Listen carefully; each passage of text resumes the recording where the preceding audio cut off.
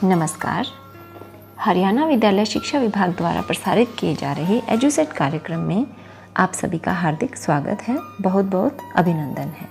बच्चों, आज की कक्षा में हम संधि का अध्ययन करेंगे। तो आइए सबसे पहले हम शुरुआत करते हैं संधि के अर्थ से। संधि का शाब्दिक अर्थ होता है मेल जोड़ या समझौता, लेकिन व्याकरण की दृष्टि से इसका अर्थ क्या होता है, आइए इसे समझने का प्रयास करते हैं। जब दो वर्ण आपस में मिलते हैं या जुड़ते हैं तो वह प्रक्रिया संधि कहलाती है। लेकिन दो वर्ण कौन से और कैसे मिलते हैं, किन वर्णों के मिलने से विकार पैदा होता है तो संधि कहलाता है। तो आइए इसको हम थोड़ा विस्तार से समझने का प्रयास करते हैं। तो संधि के लिए हमें दो वर्णों की आवश्यकता होती है और वह दो वर्ण दो शब्दों के होते हैं। संधि करते समय हमारे पास दो शब्द हैं, प्रथम शब्द और एक द्वितीय शब्द। जब प्रथम शब्द का अंतिम वर्ण और द्वितीय शब्द का प्रथम वर्ण आपस में मिलते हैं तो विकार या परिवर्तन होता है। इस विकार या परिवर्तन को संधि कहते हैं। जैसे हिम जमा आलय हिमालय। हिम यहाँ पर प्रथम शब्द है और आलय यहाँ पर द्वितीय शब्द है। जब प्रथम शब्द का अंतिम वर्ण और दूसरे शब्द का प्रथम वर्ण अ और आ आपस में मिलते हैं तो विकार पैदा होता है और नया वर्ण बनता है आ, और उनके योग से, हिम जमा आलय के योग से जो नया शब्द सामने आता है वह होता है हिमालय। इसी प्रकार से एक अन्य उदाहरण देखिएगा, अति जमा अधिक। अति यहाँ पर प्रथम शब्द है और अधिक यहाँ पर दूसरा शब्द है। जब अति का अंतिम वर्ण ई और दूसरे शब्द का प्रथम वर्ण अ आपस में मिलते हैं, जब ई और अ का आपस में योग होता है तो नया वर्ण बनता है य, और अति और अधिक का योग करने पर जो शब्द सामने आता है वह है अत्यधिक। इस प्रकार दो वर्णों के मेल को संधि कहते हैं। संधि के अन्य उदाहरण देखिए, यथा जमा उचित यथोचित, एक जमा एक एकैक, अखिल जमा ईश्वर अखिलेश्वर, जगत जमा नाथ जगन्नाथ, निह जमा जन निर्जन। संधि के अर्थ के बाद आइए अब संधि विच्छेद के अर्थ को जान लेते हैं। संधि विच्छेद का अर्थ होता है अलग करना। संधि के नियमों द्वारा उन वर्णों को वापस उनकी पहले वाली अवस्था में लेकर आने की प्रक्रिया संधि विच्छेद कहलाती है। शब्दों को अलग अलग किया जाना संधि विच्छेद है। उदाहरण के लिए देखिए, भानुदय। भानुदय शब्द का जब हम संधि विच्छेद करते हैं तो होगा भानु जमा उदय। यहाँ पर भानु और उदय शब्द को अलग अलग कर दिया गया है। एक और उदाहरण देखिए, गणेश। गण जमा ईश। गणेश का संधि विच्छेद होगा। यहाँ पर गण और ईश शब्द को वापस अलग अलग कर दिया गया है। एक और उदाहरण देखिए, संयोग। सम जमा योग। संयोग का संधि विच्छेद होगा और हम देखते हैं कि सम और योग दो अलग अलग शब्द निकलकर बाहर आते हैं। इस प्रकार से हम देखते हैं कि शब्द अपनी संधि होने की पूर्ववत अवस्था में आ गए हैं। जब उनकी संधि की गई थी तो वो उस समय इसी अवस्था में थे। अतः हम देखते हैं कि वर्णों के मेल से होने वाले परिवर्तन या विकार को हम संधि कहते हैं और संधि किए गए शब्दों को वापस उनकी पूर्ववत अवस्था में लेकर आना संधि विच्छेद कहलाता है। आइए अब चर्चा करते हैं संधि के भेद पर। परंपरागत रूप से संधि के तीन भेद होते हैं, स्वर संधि, व्यंजन संधि और विसर्ग संधि। स्वर से स्वर का जब मेल होता है तो वहाँ पर स्वर संधि होती है। संधि का दूसरा भेद है व्यंजन संधि। स्वर या व्यंजन के साथ जब योग होता है तो वहाँ पर व्यंजन संधि होती है। व्यंजन संधि में या तो व्यंजन का व्यंजन से मेल होता है, या स्वर और व्यंजन का मेल होता है, या व्यंजन और स्वर का मेल होता है। उस अवस्था में व्यंजन संधि होती है। विसर्ग संधि जब विसर्ग का स्वर या व्यंजन से मेल होता है और उनके मेल से जो विकार उत्पन्न होता है वह विसर्ग संधि कहलाती है। लेकिन आज की कक्षा में हम सिर्फ स्वर संधि का ही विस्तार से अध्ययन करेंगे। तो आइए शुरुआत करते हैं। स्वर संधि की परिभाषा इस प्रकार से दी जा सकती है कि दो स्वरों के मेल से उत्पन्न विकार अथवा रूप परिवर्तन को स्वर संधि कहते हैं। जब स्वर से स्वर का मेल होता है तो संधि कहलाती है स्वर संधि। अर्थात जब प्रथम शब्द के अंत में स्वर हो और द्वितीय शब्द के आरंभ में भी स्वर हो तो उन वर्णों के मेल से जो संधि होगी वह स्वर संधि होगी। उदाहरण के लिए विद्या जमा अर्थी। विद्या यहाँ पर पहला शब्द है और अर्थी यहाँ पर दूसरा शब्द है।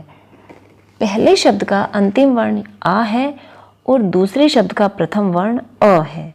जब इन दोनों वर्णों को मिलाते हैं तो वर्ण होता है आ, इसलिए हमारा जो शब्द होगा वह विद्यार्थी होगा। इसी प्रकार से दूसरा उदाहरण देखिएगा, सूर्य जमा उदय। यहाँ पर सूर्य जो कि प्रथम शब्द है उसका अंतिम वर्ण है अ, और उदय जो कि दूसरा शब्द है उसका प्रथम वर्ण है उ। जब अ और उ आपस में मिलते हैं तो हमारा शब्द होगा सूर्योदय। इसी प्रकार से मुनि जमा इंद्र। मुनि जो शब्द है वह पहला शब्द है और इंद्र जो है वह दूसरा शब्द है।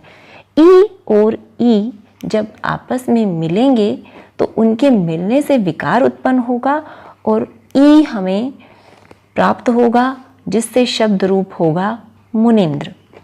कवि जमा ईश्वर, शब्द रूप होगा कवीश्वर। महा जमा ईश, आ और ई के मिलन के कारण विकार उत्पन्न होता है और शब्द हमें प्राप्त होता है महेश। इन उदाहरणों के माध्यम से हमने देखा कि स्वर से स्वर का मेल हो रहा है और उनके कारण विकार पैदा हो रहा है, इसलिए यहाँ पर स्वर संधि है। स्वर संधि के 5 भेद होते हैं: दीर्घ संधि, गुण संधि, वृद्धि संधि, यण संधि और अयादि संधि। तो सबसे पहले शुरुआत करते हैं दीर्घ संधि से। यदि ह्रस्व या दीर्घ अ ई उ के बाद ह्रस्व या दीर्घ अ ई उ स्वर आ जाएं तो दोनों मिलकर आ, ई और उ हो जाते हैं। जैसे अ जमा आ हो जाएगा, अ जमा आ हो जाएगा, आ जमा आ हो जाएगा और आ जमा आ हो जाएगा। इसी प्रकार से ई जमा ई हो जाएगा, ई जमा ई हो जाएगा, ई जमा ई हो जाएगा और ई जमा ई हो जाएगा। इसी प्रकार से उ जमा उ हो जाएगा, उ जमा उ हो जाएगा, उ जमा उ हो जाएगा और उ जमा उ हो जाएगा। दीर्घ संधि के इन नियमों को हम उदाहरण के माध्यम से बहुत ही आसानी से समझ सकते हैं। हमने यहाँ पर देखा कि दीर्घ संधि के 3 नियम दिए गए हैं और इन अलग अलग नियमों को हम अलग अलग उदाहरणों के माध्यम से समझने का प्रयास करते हैं। दीर्घ संधि का पहला नियम है, यदि आ के बाद आ जाए तो दोनों का मिलाकर आ हो जाएगा। इसका उदाहरण देखिए, एक जमा अंकी एकांकी। एक यहाँ पर प्रथम शब्द है और अंकी यहाँ पर द्वितीय शब्द है। एक का अंतिम वर्ण अ है और अंकी का प्रथम वर्ण अ है। जब अ और आ आपस में मिलेंगे तो वर्ण हो जाएगा आ और संधि हो जाएगी एकांकी। इसका अगला उदाहरण देखिएगा, भोजन जमा आलय। यहाँ पर भोजन प्रथम शब्द है और आलय दूसरा शब्द है। भोजन का अंतिम वर्ण अ है और आलय का प्रथम वर्ण आ है। जब अ और आ आपस में मिलते हैं तो आ वर्ण में परिवर्तन हो जाता है और शब्द बनता है भोजनालय। एक अन्य उदाहरण देखिएगा, दीक्षा जमा अंत। दीक्षा यहाँ पर प्रथम शब्द है और अंत यहाँ पर दूसरा शब्द है। दीक्षा का अंतिम वर्ण आ है और अंत का प्रथम वर्ण अ है। आ और अ जब आपस में मेल करेंगे तो वर्ण हो जाएगा आ और शब्द रूप हो जाएगा दीक्षांत। इसी तरह से एक अन्य उदाहरण देखिएगा, विद्यालय। विद्या यहाँ पर प्रथम शब्द है और आलय यहाँ पर दूसरा शब्द है।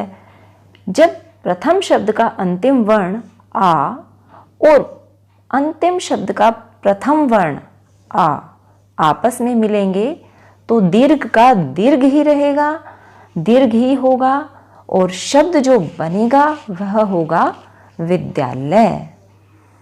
दीर्घ संधि का दूसरा नियम है, यदि ई के बाद ई आ जाए तो दोनों मिलकर ई हो जाते हैं। इसका एक उदाहरण देखिएगा, कवि जमा इंद्र। कवि यहाँ पर प्रथम शब्द है और इंद्र यहाँ पर द्वितीय शब्द है, दूसरा शब्द है। कवि का अंतिम वर्ण ई है और इंद्र का प्रथम वर्ण भी ई है। जब ई और ई आपस में मिलते हैं तो ई हो जाता है और शब्द रूप हो जाएगा कविंद्र। अब अगला उदाहरण देखिएगा, गिरी जमा ईश। गिरी यहाँ पर प्रथम शब्द है और ईश यहाँ पर दूसरा शब्द है। प्रथम शब्द का अंतिम वर्ण ई है और द्वितीय शब्द का प्रथम वर्ण ई है। जब ई और ई आपस में मेल करेंगे तो वर्ण हो जाएगा ई और शब्द रूप हो जाएगा गिरीश। एक अन्य उदाहरण देखिएगा, नारी जमा इंदु। नारी यहाँ पर प्रथम शब्द है और इंदु यहाँ पर दूसरा शब्द है। नारी का अंतिम वर्ण ई और इंदु का प्रथम वर्ण ई जब आपस में मिलेंगे तो ई और ई मिलकर शब्द रूप बनाएंगे नारिंदु। एक अन्य उदाहरण देखिएगा, रजनी जमा ईश। रजनी यहाँ पर प्रथम शब्द है और ईश यहाँ पर द्वितीय शब्द है। रजनी का अंतिम वर्ण ई है और ईश का प्रथम वर्ण ई है। जब ई और ई आपस में मिलेंगे तो वर्ण हो जाएगा ई और शब्द रूप हो जाएगा रजनीश। दीर्घ संधि का तीसरा नियम है, यदि उ के बाद उ आ जाए तो दोनों मिलकर ऊ हो जाते हैं। इसका एक उदाहरण देखिएगा, सु जमा उक्ति। सु का अंतिम वर्ण ऊ है और उक्ति का प्रथम वर्ण ऊ है। जब उ और ऊ आपस में मिलते हैं तो दोनों मिलकर ऊ हो जाते हैं और शब्द रूप हो जाएगा सुक्ति। इसी प्रकार से एक अन्य उदाहरण देखिएगा, अम्बु जमा ऊर्मी। अम्बु यहाँ पर प्रथम शब्द है और ऊर्मी यहाँ पर द्वितीय शब्द है। अम्बु का अंतिम वर्ण ऊ है और ऊर्मी का प्रथम वर्ण ऊ है। जब ऊ और ऊ आपस में मिलेंगे तो रूप हो जाएगा ऊ और शब्द रूप हो जाएगा अम्बूर्मी। इसी तरह से एक अगला उदाहरण देखिएगा, वधु जमा उत्सव। वधु यहाँ पर प्रथम शब्द है और उत्सव यहाँ पर दूसरा शब्द है। वधु शब्द का अंतिम वर्ण ऊ है और उत्सव शब्द का प्रथम वर्ण ऊ है। जब ऊ और ऊ आपस में मिलेंगे तो वर्ण हो जाएगा ऊ और शब्द रूप हो जाएगा वधूत्सव। एक अन्य उदाहरण देखिएगा, भू जमा ऊर्जा। भू का अंतिम वर्ण ऊ है और ऊर्जा का प्रथम वर्ण ऊ है। जब ऊ और ऊ आपस में मिलेंगे तो शब्द रूप हो जाएगा भूर्जा। दीर्घ संधि के अन्य उदाहरण हैं कोण जमा अर्क कोणार्क, मत जमा अनुसार मतानुसार, वेद जमा अंत वेदांत, हरि जमा ईश हरीश, कपि जमा ईश कपीश, नारी जमा इंद्र नारिंद्र, शची जमा इंद्र शचींद्र, नदी जमा ईश नदीश, नारी जमा ईश्वर नारीश्वर, अनु जमा उदित अनुदित, सिंधु जमा उर्मी सिंधुर्मी। इन उदाहरणों में हमने देखा कि सभी दिए गए दो शब्दों में प्रथम शब्द का अंतिम वर्ण ह्रस्व या दीर्घ अ ई उ है और दूसरे शब्द का प्रथम वर्ण ह्रस्व या दीर्घ अ ई उ है और दोनों मिलाकर दीर्घ आ ई उ बना रहे हैं। और अब आता है स्वर संधि का दूसरा भेद गुण संधि। गुण संधि की परिभाषा है यदि अ आ के साथ ई का मेल हो तो ए हो जाता है, उ का मेल हो तो ओ हो जाता है और री का मेल हो तो अर हो जाता है। इसे गुण संधि कहते हैं। गुण संधि की परिभाषा के आधार पर हम देखते हैं कि गुण संधि के 3 नियम निकलकर सामने आते हैं। पहला है यदि अ आ के बाद ई आ जाए तो ए हो जाता है। जैसे देव जमा इंद्र देवेंद्र। देव यहाँ पर प्रथम शब्द है और इंद्र यहाँ पर दूसरा शब्द है। प्रथम शब्द का अंतिम वर्ण अ है और द्वितीय शब्द का प्रथम वर्ण ई है। जब अ और ई आपस में मिलेंगे तो वर्ण ए हो जाएगा और शब्द रूप हो जाएगा देवेंद्र। इसी तरह से अगला उदाहरण देखिएगा गण जमा ईश। गण यहाँ पर प्रथम शब्द है और ईश यहाँ पर दूसरा शब्द है।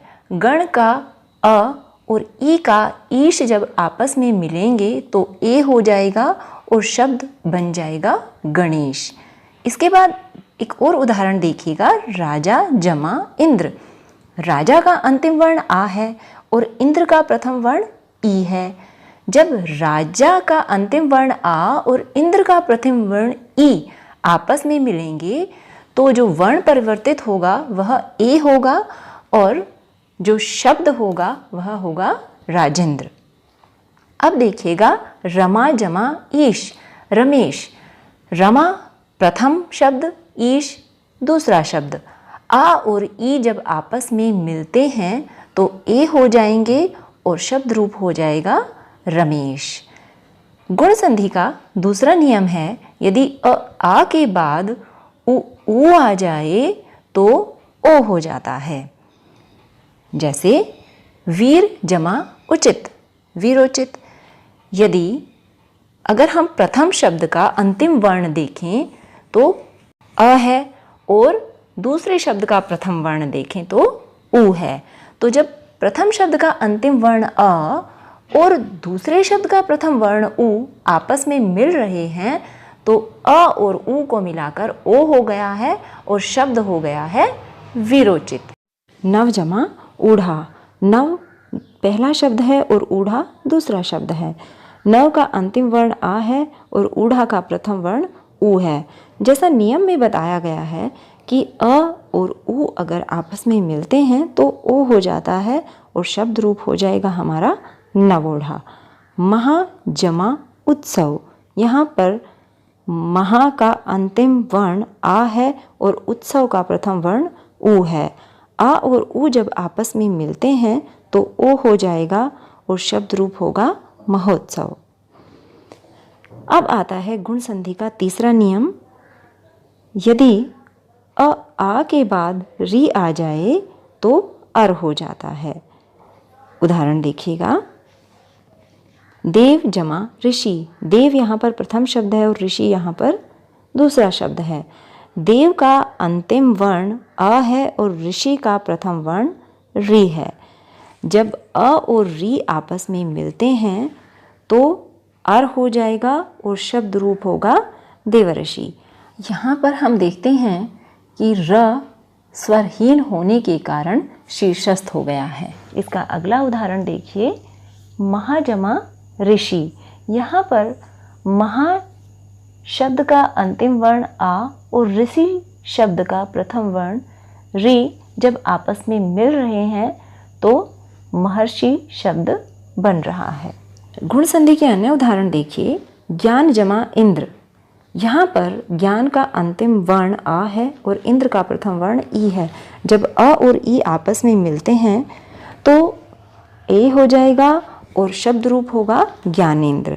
इसी प्रकार से शुभ जमा इच्छा शुभेच्छा, कमल जमा ईश कमलेश, महा जमा इंद्र महेंद्र, राका जमा ईश राकेश, वीर जमा उचित। यहाँ पर हम देखते हैं कि वीर का अंतिम वर्ण अ है और उचित का प्रथम वर्ण उ है। जब अ और उ आपस में मिलते हैं तो नियम अनुसार ओ हो जाता है और शब्द रूप हो जाएगा वीरोचित।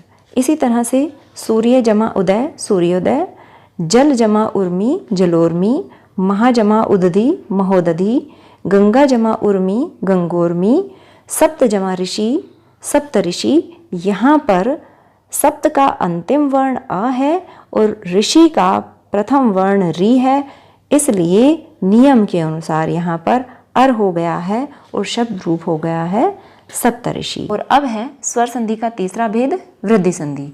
वृद्धि संधि की परिभाषा है आ का मेल ए के साथ होने से ए तथा ओ के साथ होने से औ में परिवर्तन को वृद्धि संधि कहते हैं। वृद्धि संधि की इस परिभाषा को देखें तो वृद्धि संधि के दो नियम निकलकर हमारे सामने आते हैं। पहला है आ के बाद यदि ए आ जाए तो ए हो जाएगा और दूसरा नियम है आ के बाद यदि ओ आ जाए तो औ हो जाएगा। आइए कुछ उदाहरणों के माध्यम से इसे समझने का प्रयास करते हैं। नव जमा ऐश्वर्य। यहाँ पर हम देखते हैं कि नव प्रथम शब्द का अंतिम वर्ण अ है और ऐश्वर्य का प्रथम वर्ण ए है। जब अ और ए आपस में मिलेंगे तो ए हो जाएगा और शब्द रूप हो जाएगा नवैश्वर्य। इसी तरह से अगला उदाहरण देखिएगा, सदा जमा एव। यहाँ पर हम देखते हैं कि सदा शब्द का अंतिम वर्ण आ है और एव शब्द का प्रथम वर्ण ए है। जब आ और ए आपस में मिलेंगे तो वर्ण हो जाएगा ए और शब्द रूप हो जाएगा सदैव। वृद्धि संधि का दूसरा नियम है, यदि आ के बाद ओ आ जाए तो औ हो जाएगा। उदाहरण देखिएगा, परम जमा ओज परमोज। यहाँ पर हम देखते हैं कि परम प्रथम शब्द का अंतिम वर्ण अ है और ओज दूसरे शब्द का प्रथम वर्ण ओ है। जब अ और ओ आपस में मिलते हैं तो ओ हो जाता है और शब्द रूप हो जाएगा परमौज। एक अन्य उदाहरण देखिएगा, महाजमा औषध। महा प्रथम शब्द है और औषध दूसरा शब्द है। महा का अंतिम वर्ण आ है और औषध का प्रथम वर्ण औ है। जब आ और औ आपस में मिलते हैं तो औ हो जाएगा और शब्द रूप हो जाएगा महौषध। वृद्धि संधि के अन्य उदाहरण हैं, मत जमा ऐक्य मतैक्य, एक जमा एक एकैक, यथा जमा एव यथैव, लोक जमा ऐषणा लोकैषणा, महा जमा औदार्य महोदार्य, महा जमा ओज महौज, वन जमा औषध वनौषध। और अब आता है स्वर संधि का चौथा भेद, यण संधि। यण संधि की परिभाषा है, यदि ई उ या री का मेल किसी असमान या भिन्न स्वर से होता है तो ई का य हो जाएगा, उ का व हो जाएगा और री का र हो जाएगा। यण संधि की इस परिभाषा के अनुसार यण संधि के तीन नियम हमारे सामने प्रकट होते हैं। यण संधि का पहला नियम है, यदि ई के बाद असमान स्वर आ जाए तो ई का य में परिवर्तन हो जाएगा और जो दूसरे शब्द का प्रथम वर्ण है उसका प्रयोग मात्रा के लिए किया जाएगा। यण संधि का दूसरा नियम है, यदि उ के बाद कोई असमान या भिन्न स्वर आ जाए तो उ का परिवर्तन व में हो जाएगा, वह भी हलंत होगा और उसके बाद जो दूसरे शब्द का प्रथम वर्ण है उसका प्रयोग मात्रा के लिए किया जाएगा। और यण संधि का तीसरा नियम है, यदि री के बाद असमान स्वर आ जाए तो री का परिवर्तन र में हो जाएगा और उसके बाद जो दूसरा शब्द है उसका जो प्रथम वर्ण है उसका प्रयोग मात्रा के लिए किया जाएगा, क्योंकि र भी हलंत ही होगा। यहाँ पर एक बात ध्यान रखने योग्य है कि अभी तक हमने ऊपर जो संधियाँ की थी, जितने नियम पढ़े थे, उन नियमों में जब प्रथम शब्द का अंतिम वर्ण और दूसरे शब्द का प्रथम वर्ण मिलकर परिवर्तन कर रहे थे, उनके मिलने से परिवर्तन हो रहा था। लेकिन यहाँ पर हम देखते हैं कि परिवर्तन प्रथम शब्द के अंतिम वर्ण में हो रहा है और जो दूसरे शब्द का प्रथम वर्ण है उसका प्रयोग मात्रा के लिए किया जाएगा। यह बात ध्यान रखने योग्य है। यण संधि के इन नियमों को उदाहरण के माध्यम से समझने का प्रयास करते हैं।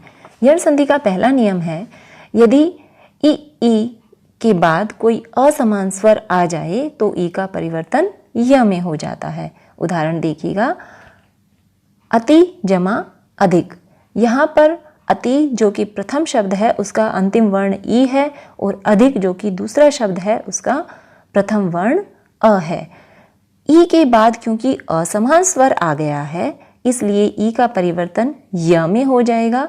त से ई की मात्रा अलग हो जाएगी, इसलिए त स्वर रहित हो जाएगा और य अ से मिलकर अपने आप को पूर्ण कर लेगा और शब्द हो जाएगा अत जमा य जमा अधिक अत्यधिक। एक और उदाहरण देखिएगा, नदी जमा अर्पण। यहाँ पर नदी प्रथम शब्द है और अर्पण दूसरा शब्द है। नदी शब्द का अंतिम वर्ण ई है और अर्पण शब्द का प्रथम वर्ण अ है। जब ई के बाद असमान स्वर आ गया है तो ई अपने आप को य में परिवर्तित कर लेगी और अ का प्रयोग मात्रा के लिए होगा। क्योंकि द से ई की मात्रा अलग हो गई है इसलिए द स्वर रहित हो गया है, तो शब्द होगा नद जमा य जमा आ जमा पण नद्यार्पण। यण संधि का दूसरा नियम है, यदि उ के बाद कोई असमान स्वर आ जाता है तो उ का परिवर्तन व में हो जाता है और जो दूसरे शब्द का प्रथम वर्ण होता है उसका प्रयोग मात्रा के लिए किया जाता है, क्योंकि वह हलंत होगा। अनु जमा अय। यहाँ पर हम देखते हैं कि प्रथम शब्द का अंतिम वर्ण उ है और द्वितीय शब्द का प्रथम वर्ण अ है। क्योंकि उ से भिन्न स्वर आ गया है इसलिए उ व में परिवर्तित हो जाएगा और अ का प्रयोग मात्रा के लिए किया जा रहा है, इसलिए वह अपने आप को अ से मिलकर पूर्ण कर लेगा। तो संधि होगी अन जमा व जमा आ जमा य अन्वय। अगला उदाहरण है वधु जमा आगमन। यहाँ पर हम देखते हैं कि वधु का अंतिम वर्ण उ है और आगमन का प्रथम वर्ण आ है। उ और आ आपस में मिल रहे हैं। नियमानुसार यदि उ असमान स्वर से मिलेगा तो व में परिवर्तित हो जाएगा और आ के साथ अपने आप को पूर्ण करेगा, इसलिए वह वा हो जाएगा। ध से उ हटने के कारण ध स्वर रहित हो जाएगा और जो शब्द रूप हमारे सामने आएगा वह होगा वधवागमन। अब यण संधि का अगला उदाहरण है, यदि री के बाद कोई असमान स्वर आ जाए तो री का र हो जाता है। इसका उदाहरण हम देखते हैं, मातृ जमा इच्छा। मातृ में री है अंतिम वर्ण और इधर इच्छा में ई है प्रथम वर्ण।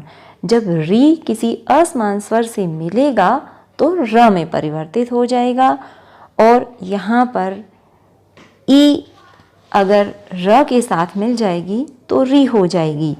दूसरी तरफ हम देखते हैं कि त स्वर रहित हो गया है, इसलिए र और ई त के साथ मिल जाएंगे। त र के साथ मिलकर त्र बनाएगा और री की मात्रा उनको सहारा देगी, तो जो शब्द रूप होगा वह होगा मातृच्छा। अब हम देखते हैं यण संधि के अन्य उदाहरण। यण संधि के अन्य उदाहरण है अति जमा अंत अत्यंत। यहाँ पर भी हम देखते हैं कि ई और अ के मेल के कारण ई के बाद कोई असमान स्वर आया है, इसके कारण ई ने य का रूप ले लिया है और शब्द रूप जो हमारे सामने आया है वह है अत्यंत। इति जमा आदि इत्यादि, वी जमा आप्त व्याप्त, नदी जमा अम्बु नद्यम्बु, सखी जमा आगमन सख्यागमन, सु जमा आगत स्वागत, अनु जमा ईक्षण अन्वीक्षण, पितृ जमा अनुमति पितृनुमति। यहाँ पर भी आप देखिए कि पितृ जमा अनुमति में री जो है वह र का रूप ले रहा है और जो शब्द का रूप हमारे सामने आ रहा है वह है पितृनुमति। और अब स्वर संधि का अंतिम व पांचवा भेद अयादि संधि। अयादि संधि की परिभाषा है यदि ए ओ औ के बाद स्वर आ जाए तो ए का ए का आए और ओ का औ का आव हो जाता है। अयादि संधि की इस परिभाषा को अगर हम देखें तो अयादि संधि के 4 नियम हमारे समक्ष प्रकट होते हैं। पहला नियम है ए के बाद यदि स्वर आ जाए तो ए का अय हो जाता है। दूसरा नियम है ए के बाद यदि स्वर आ जाए तो ए का आय हो जाता है। तीसरा नियम है ओ के बाद यदि स्वर आ जाए तो ओ का अव हो जाता है। और चौथा नियम है औ के बाद यदि स्वर आ जाए तो औ का आव हो जाता है।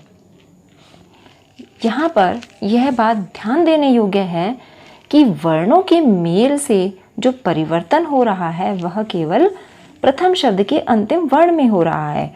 दूसरे शब्द के प्रथम वर्ण का प्रयोग मात्रा के लिए किया जाता है। अयादि संधि के इन सभी नियमों को उदाहरण के माध्यम से समझने का प्रयास करते हैं। पहला नियम है यदि ए के बाद स्वर आ जाए तो ए का अय हो जाता है, जैसे चे जमा अन चयन। यहाँ पर हम देखते हैं कि प्रथम शब्द का अंतिम वर्ण ए है और दूसरे शब्द का प्रथम वर्ण अ है। क्योंकि ए के बाद अ स्वर आ गया है तो ए का अय हो जाएगा और च से ए अलग होने के कारण च स्वर रहित हो जाएगा। इसलिए च जमा अय जमा अन चयन।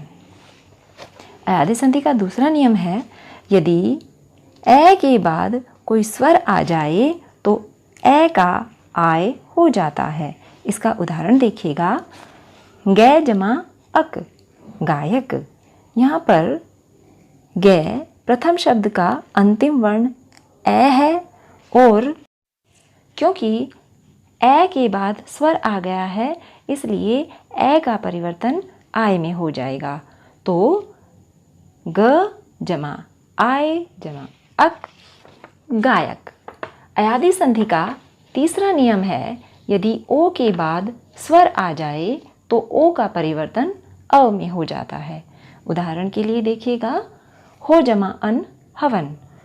हो प्रथम शब्द का अंतिम वर्ण ओ है और अन दूसरे शब्द का प्रथम वर्ण अ है।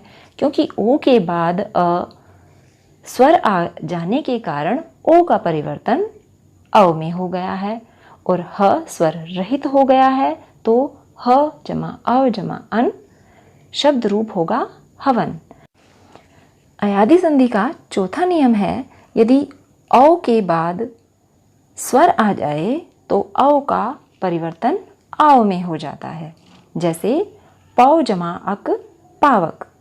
पौ प्रथम शब्द है और अक दूसरा शब्द है।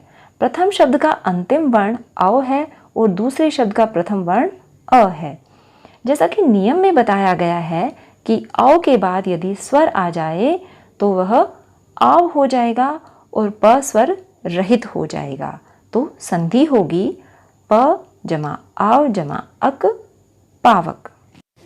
अयादि संधि के अन्य उदाहरण हैं ने जमा अन नयन, शे जमा अन शयन, गै जमा अक गायक, गै जमा इका गायिका, भो जमा अन भवन, पो जमा इत्र पवित्र, पौ जमा अन पावन, भौ जमा उक भावुक।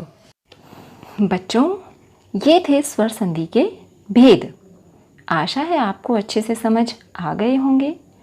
आज के लिए बस इतना ही। आने वाली कक्षा में हम व्यंजन संधि और विसर्ग संधि के भेदों पर चर्चा करेंगे। धन्यवाद।